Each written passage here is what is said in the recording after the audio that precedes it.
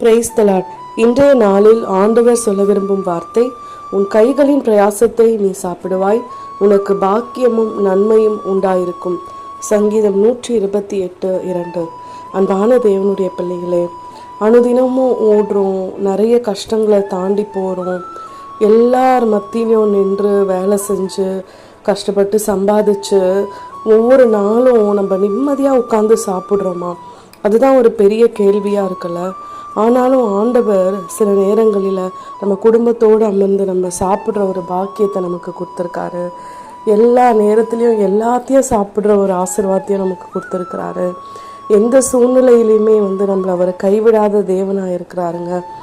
அதே போல் நம்ம சம்பாதிக்கிற அந்த பணத்தை இருந்து சாப்பிட்றதே ஒரு பெரிய பாக்கியம்ல. நம்ம அடிக்கடி சொல்லுவோம்ல, இந்த வயசுலேயும் நான் எல்லாத்தையும் சாப்பிட்ற அளவுக்கு ஆண்டவர் எனக்கு கிருபை கொடுத்துருக்காரு, நன்மையான ஒரு வாழ்க்கையை நான் வாழும்படியான ஒரு ஆசீர்வாதத்தை எனக்கு கொடுத்துருக்காருன்னு நம்ம சொல்கிறோம்ல. அதெல்லாம் தாங்க ஆண்டவர் நம்ம மேல் வைத்திருக்கிற கிருபை.